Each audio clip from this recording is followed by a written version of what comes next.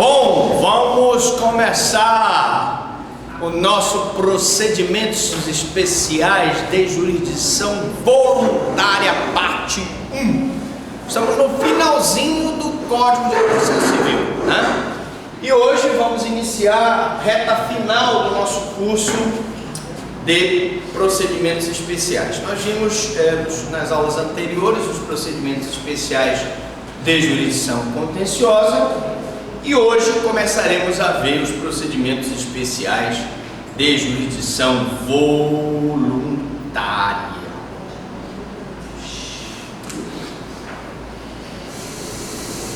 Vamos começar então, né? Vamos começar o nosso procedimento. A primeira diferença que a gente tem que colocar aqui para vocês, o próprio nome diz, né? Jurisdição contenciosa há litígio, jurisdição voluntária não há litígio.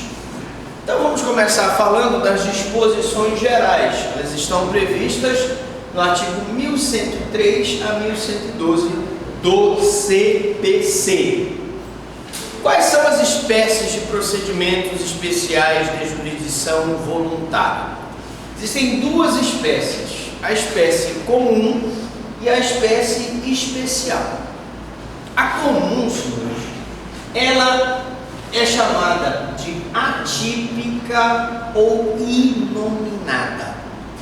O nome atípica ou inominada, atípico por quê? Porque ela não se ajusta a um tipo previsto no Código de Processo Civil. Não existe uma hipótese concreta prevista no Código de Processo Civil que possa enquadrar, se ajustar, tipificar aquela conduta. Segundo, ela é inominada porque eu não tenho um nome para dar para ela.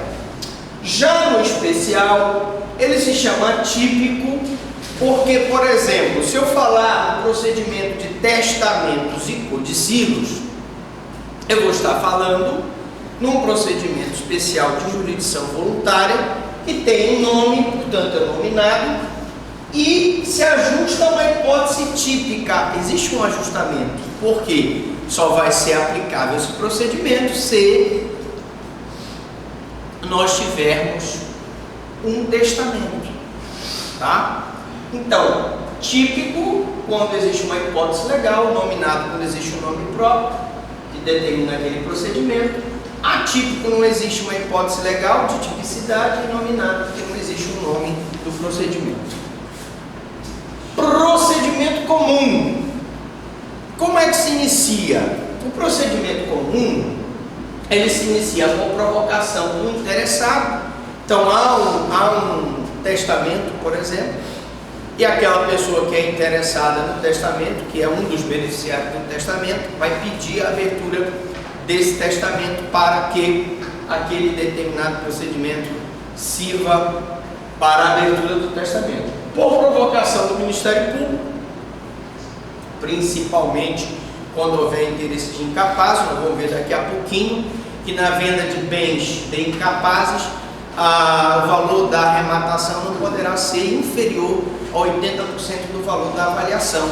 Então o Ministério Público vai cuidar para que não haja um prejuízo no direito do incapaz. E de ofício pelo juiz, naquelas hipóteses legais de alienação judicial, em que o juiz precisa levar o bem à venda, ele vai então usar o procedimento de ofício. Senhores, vamos logo entender o seguinte: quando se fala aqui de ofício, eu não estou violando o princípio do ne procedar iudex ex officio, ou seja, eu não estou violando o princípio da inércia, que o juiz só procede de ofício, mediante provocação. O juiz não procede de ofício, só procede mediante provocação. Porque aqui ele não vai dar entrada na ação, ele apenas está provocando a abertura do procedimento. Deu para entender? Então não existe no procedimento de ofício uma violação do princípio do ne procedar iudex ex officio. Citação.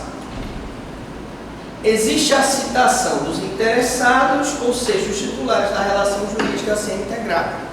Por exemplo, no testamento, eu vou obrigatoriamente citar, só para dar um exemplo, as pessoas que são herdeiros legítimos e as pessoas que são herdeiros testamentários. E evidentemente que o Ministério Público não é citado. Muito embora o Código de Processo Civil fale em citação do Ministério Público, como uma citação é um ato pelo qual se chama uma parte a juízo para dizer que ela está sendo processada, o Ministério Público aqui não está sendo processado, ele não é o polo passivo da relação jurídica processual. O Ministério Público aqui está na qualidade de custos legis. Ele é o fiscal da lei, ele vai analisar a regularidade do procedimento. Daí porque não há de se falar em citação do Ministério Público. Na verdade, o Ministério Público ele é intimado. E a intimação dele é pessoal, nas hipóteses previstas no artigo 82. Quais são essas hipóteses, professor Franklin? O Ministério Público atua em todo e qualquer interesse que haja interesse de ordem pública, né? Então aí, tutela do direito do consumidor, meio ambiente, né? Infância e juventude, por exemplo. Eu tenho também atuação bens e interesses de incapazes, bens e interesses de ausentes. Então eu tenho intimação do Ministério Público, que é pessoal sob pena de nulidade do processo, porque a intervenção do Ministério Público é um princípio de ordem pública. Da Fazenda Pública, se tiver interesse, e aí nós vimos, como nós falamos na aula de inventário e partilha, que a Fazenda Pública tem interesse, afinal de contas é ela que vai receber, ela que vai morder, vai abocanhar o imposto causa-morte, né? Causa-morte, ele é pago, né, por ocasião do inventário, e quem vai receber é a Fazenda Pública. Então existe o interesse da Fazenda Pública. Procedimento comum. Qual o prazo para a resposta? É para que nós tenhamos cuidado de colocar prazo para a resposta e não prazo para a contestação, porque contestação dá o ensejo da interpretação do contencioso, e aqui nós estamos falando de procedimento de jurisdição voluntária. Logo, eu tenho uma resposta no prazo de 10 dias, exceto para o MP e para a Fazenda Pública. Por quê? Quem sabe me dizer por quê? Porque o prazo para o Ministério Público e para a Fazenda Pública é em dobro para a resposta. E para recorrer o prazo é em quádruplo. Então vamos repetir que pode cair na prova da OAB? Oi? Dobro para recorrer, quádruplo para contestar. Dobro para recorrer, quádruplo para contestar? Exatamente. Cadê? Leia aí. Ninguém tem mais método. Veja lá, macho. Vamos tirar essa dúvida. Vamos lá. Bom, outra coisa enquanto ele olha o vadimeco é o seguinte, gente. Nós vimos que nos procedimentos especiais de jurisdição contenciosa existe o litígio, portanto a contestação. E o que nós dissemos? Como são bens disponíveis, né? Espera só um minutinho que eu vou já. Tu pode me trazer aqui que eu dou uma lida, tá bom? Para sair aqui no nosso microfone.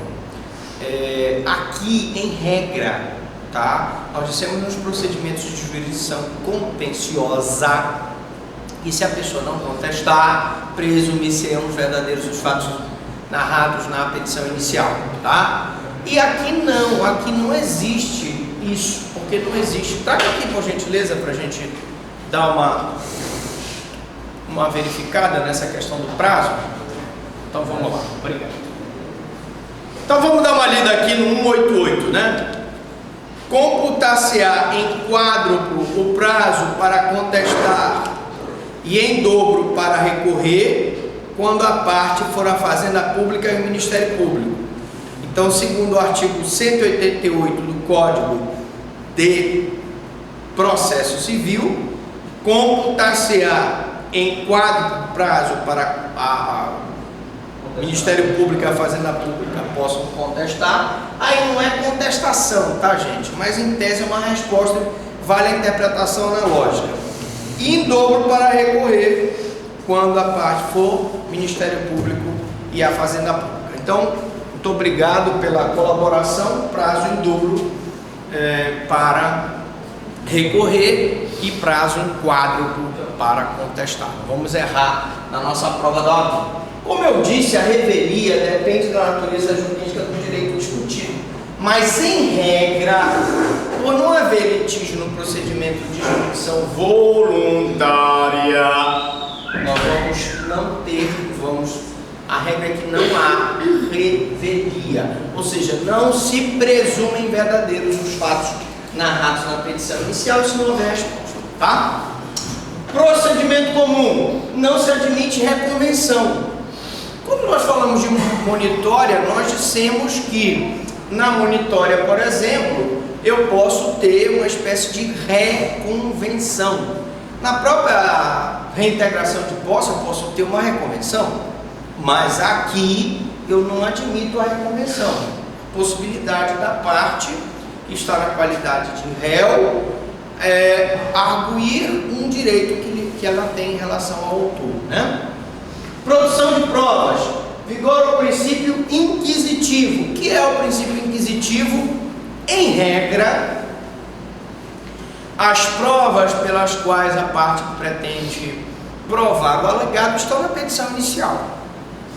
Elas poderão pedir, requerer a produção de provas, mas pelo princípio inquisitivo, o juiz tem liberdade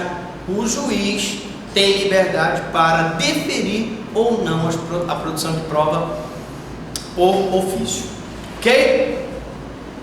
Então, princípio inquisitivo, tá? Como não temos aqui propriamente um contraditório, uma ampla defesa, o juiz defere aquelas provas que ele achar que são convenientes. Logo, isso é um princípio inquisitivo, tá? Ou seja, só o juiz defere as provas que ele achar conveniente no procedimento de jurisdição voluntária. Professor, qual o recurso da decisão do procedimento de jurisdição voluntária? O recurso é a apelação, é uma sentença.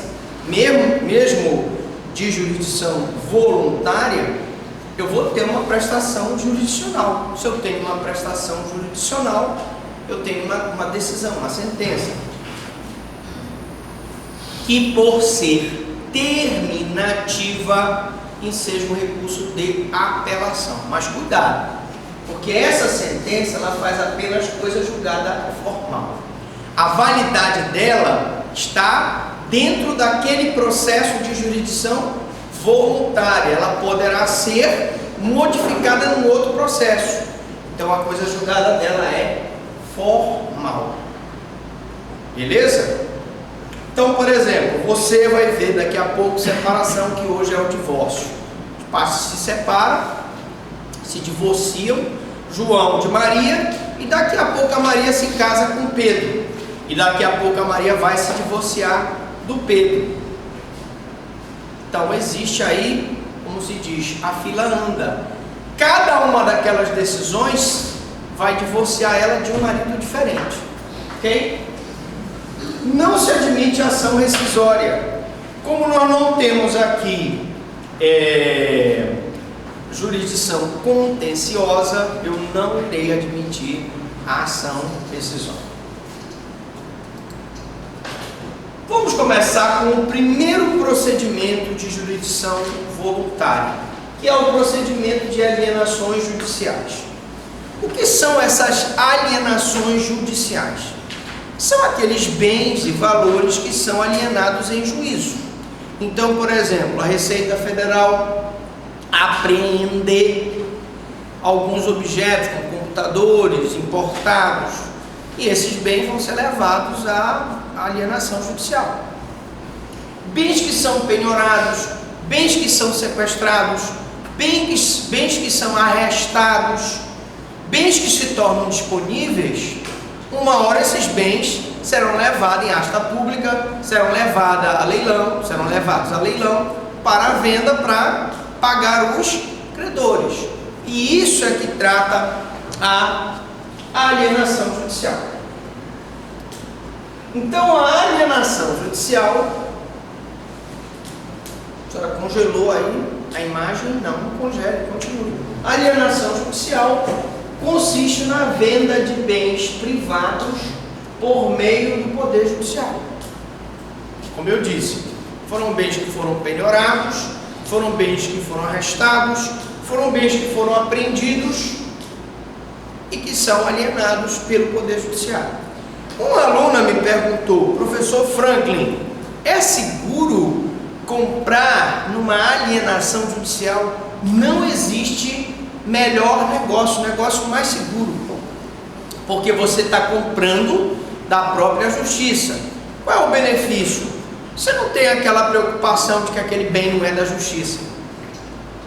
Você não tem aquela preocupação com o risco da evicção. Não tem aquela preocupação dos riscos da evicção. Não tem. Você vai comprar um bem da justiça e depois o outro vai reivindicar o bem que era do outro? Não, não existe isso. Então é uma coisa segura, sai da mão do juiz diretamente para a tua propriedade. Então é um bom negócio. Muitas pessoas se cadastram na internet, né, para fazer inclusive lances pela internet. E isso é plenamente viável, é plenamente seguro. Alienações judiciais. Além do que você corre o risco de fazer um excelente negócio. Por exemplo, o Ministério Público está com uma quantidade de carros inservíveis. Ele então faz um leilão desses carros. Bonzinho, vale no mercado 25 mil reais, mas você consegue arrematar às vezes por 5, dependendo da situação. Então, às vezes é um bom negócio. Se for uma alienação judicial, melhor ainda, porque você está saindo aquela alienação direto da mão do juiz. Então vamos lá, alguns detalhezinhos só desse procedimento. Primeiro, eu tenho um procedimento inominado, está no 1112.3a, é um procedimento autônomo. E tenho o nominado, que está no 113A.119, que é uma função cautelar. Eu tenho o nosso código aqui e a gente vai abrir um instantinho ele para poder mostrar para vocês. Então eu tenho aí 1112, né? Vamos aqui abrir o nosso código de processo civil. Pode ser esse aqui. Eu vou abrir aqui no 1112. Tá? Procurando. Tá aí. Agora, lógico, vamos só aumentar aqui um pouquinho. 75, será que já deu? Como é que fecha aqui? Dá para fechar? Só ler. Processar-se-á, na forma estabelecida nesse capítulo, o pedido de emancipação, subrogação, alienação, arrendamento, oneração de bens totais menores, interditos, alienação, locação e administração da coisa comum, alienação de quinhão em coisa comum, extinção de usufruto e de fideicomisso. Ok? Agora o 117, né? Estão enxergando ali? 117. Também serão alienados em leilão, procedendo-se como nos artigos antecedentes. O imóvel que na partilha não couber no quinhão de um só herdeiro ou não couber na divisão cômoda, né? Salvo se adjudicar cada um ou mais herdeiros acordes. Ora, um quadro de um pintor famoso que tocou para um herdeiro ou para dois herdeiros, esse bem não pode ser partido no meio, dado um pedaço do quadro para cada herdeiro, não é isso? A coisa comum divisível que pela sua divisão se tornar imprópria ao seu uso, ou verificada previamente a existência de desacordo com a adjudicação, ou os bens móveis ou imóveis de órfãos, nos casos em que a lei permite e mediante autorização do juiz. Nesse caso, senhores, voltando aqui, nós temos a alienação de bens móveis. Repare que ele trata de situações em que eu tenho que fazer a alienação e dividir por dois, porque a coisa é indivisível. Tá? E nesse caso não tem como dividir uma obra de arte, não tem como rasgar no mesmo quadro, dividir entre pessoas.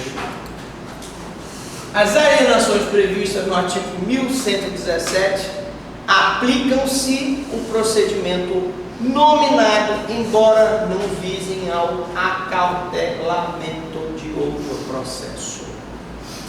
117 aplica-se ao procedimento nominado, embora não visem ao acautelamento de outro processo. Ou seja, quando eu digo que ela é cautelar aqui, que ela vai ajudar, na verdade, esse procedimento ajuda um outro processo. Porque, por exemplo, geralmente quando os bens são vendidos, é porque é ou para pagar um devedor, ou para dividir aquele patrimônio entre pessoas que são condôminos, herdeiros, né? Coproprietários, sócios de uma empresa, etc.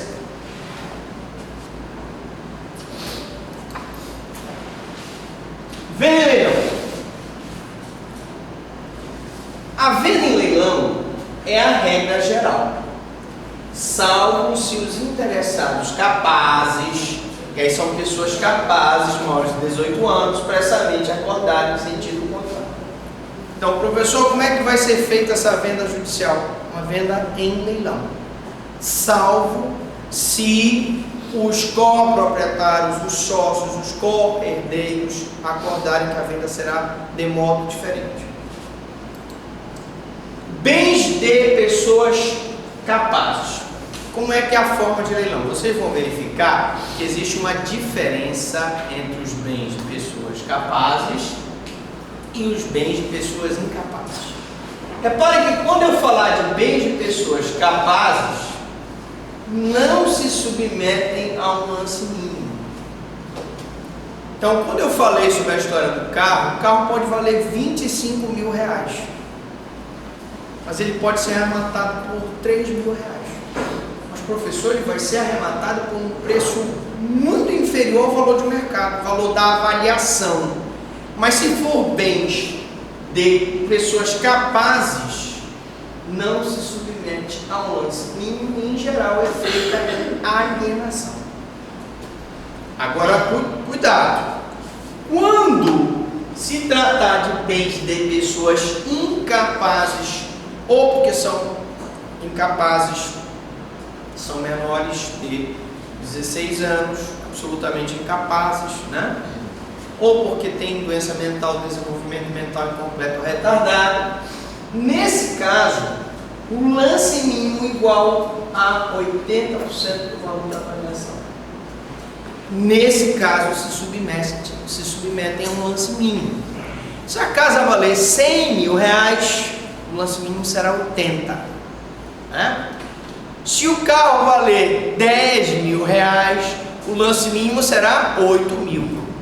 Professor, e se a alienação judicial não obedecer o lance mínimo? O Ministério Público está lá, o curador de órfãos está lá, o curador de incapazes está lá, o curador de ausentes está lá. Ele vai impedir, ou vai, se não conseguir, anular a venda, porque a venda não preencheu um requisito legal, ou seja, a obediência do lance mínimo de 80% do valor da avaliação, e sempre em leilão. Nós vimos que lá nós tivemos feita em alienação, e aqui, quando se trata de bens de incapazes, é sempre feita em leilão. Vamos agora falar de um dos procedimentos mais importantes para você que vai fazer concurso público, prova da OAB, que é a separação consensual. Diga-se, divórcio consensual, né? Porque nós vamos ver que a separação hoje, a dissolução da sociedade conjugal, se dá através do divórcio, através da emenda constitucional, mas nós vamos falar daqui a pouco, depois de começar. Segura aí. Primeiro, vamos lá. Capítulo 3 da separação consensual. Então, capítulo 1 das disposições gerais, capítulo 2 das alienações judiciais, e agora, não se perca, nós já estamos da separação consensual. Artigos 1120 até 1124A. Que é a separação consensual? Separação consensual é um procedimento especial de jurisdição voluntária, porque é consensual,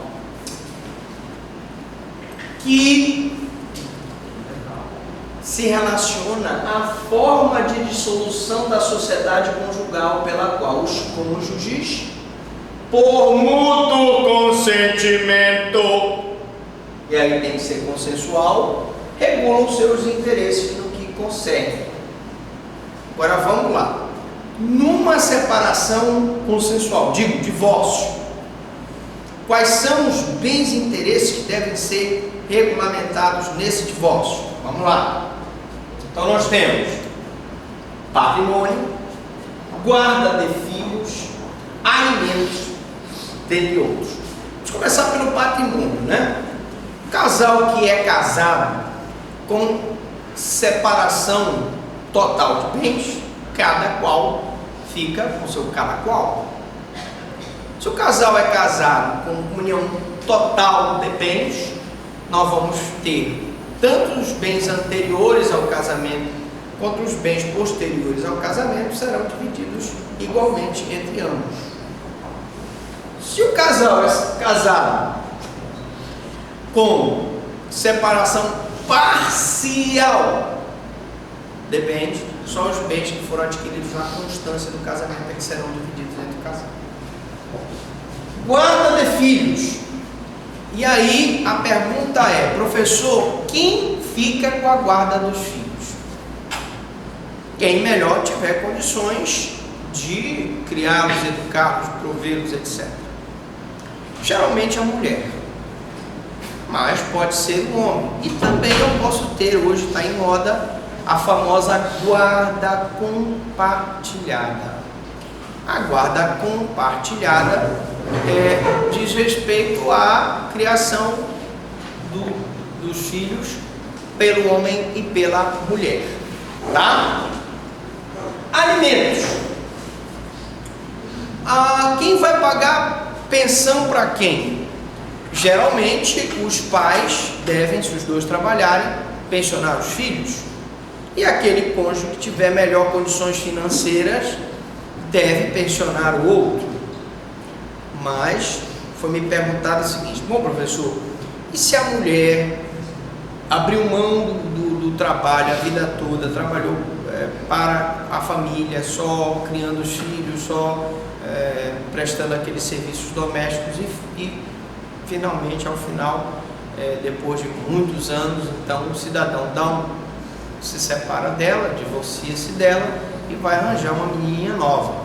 Eu, particularmente, como promotor da família que vi um caso, tem um dos muitos que eu vi, de uma senhora que já estava com quase 50 anos e foi exatamente isso, o marido largou para ficar com uma menina mais nova. Nada contra, não estou aqui criticando. Eu estou aqui querendo saber, que a aluna me perguntou, como é que fica a situação dela. Bom, é complexo isso, tá? Uma resposta muito difícil de ser dada. Por quê? Porque eu tenho decisões do STJ que dizem, inclusive, que ela tem direito a uma indenização pelo serviço doméstico prestado durante esse tempo. E não poderia deixar ela sair de mãos abanando. O que me chamou a atenção no caso é que ela disse para a juíza o seguinte: doutora, eu me dediquei exclusivamente para minha família, nunca estudei, nunca me qualifiquei e agora eu já estou com quase 50 anos, como é que eu vou ser inserida no mercado de trabalho? Porque a questão, gente, não há dúvida nenhuma que o homem teria que pensioná-la e teria que pensionar as crianças principalmente. Mas se ela, por quanto tempo ela receberia essa pensão? A prudência indica que ela deveria receber essa pensão pelo menos até o ponto em que ela conseguisse um emprego, em que ela pudesse desvencilhar da ajuda monetária dele. Mas é uma situação muito complexa e deve ser analisada caso a caso. Existem senhoras já de idade que sempre receberam pensão do marido e continuarão recebendo e vivem da pensão do marido. Existem outras que não, depois do divórcio, se empenham, conseguem qualificação, entram no mercado de trabalho e abrem mão daquela ajuda financeira.